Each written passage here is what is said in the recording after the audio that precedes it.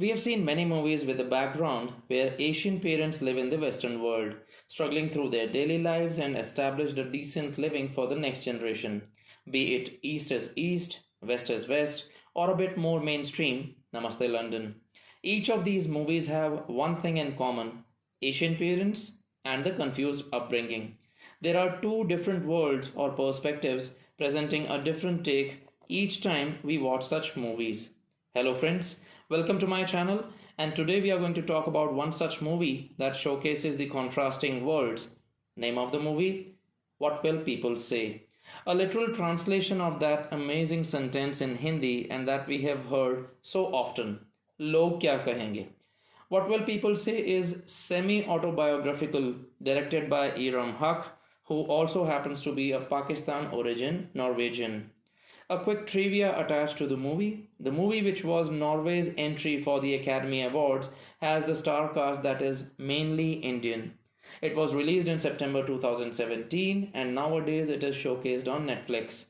Adil Hussain was awarded the Best Actor by the Norwegian government for this movie. Let's talk about the story.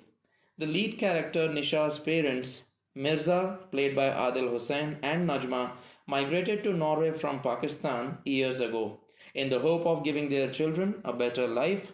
But while they speak the language fluently, they are extremely possessive of their own roots. As for Nisha, she is the classic 16-year-old leading a double life, a dutiful daughter who also sneaks out of her room to party with her Norwegian friends. Disaster strikes when Mirza catches a boy in Nisha's room but jumps to conclusion about her corruption by the Western culture. Nisha tries to explain herself, however fails miserably. Norwegian Child Welfare Committee steps in and she is taken by them for a few days. Mirza effectively kidnaps his own daughter, takes her back to Pakistan to live with her aunt. Despite initial resistance, she finally warms up to the environment and looks for solace in her cousins. And here's where the film starts to feel slightly exploitative. She has been taken from the first world to an utterly chaotic surroundings. She has to deal with an unsympathetic aunt and uncle. She also handles unwarranted attention on the streets. One such episode brings trauma to her life as she is being sexually humiliated by the local police one night and she is forced to return back to Norway, where she meets up with her family once again and assuming what the neighbors might think. The lead actor Maria Mozhdah has done a fabulous job throughout the movie. Although with a heavy Afghani accent, her Urdu was decent enough. Her portrayal of Nisha is so deep, so honest, and so empathetic that you get under the skin of this not nearly an adult girl but still feel every emotion she goes through. As an audience, you will actually feel the helplessness of her character.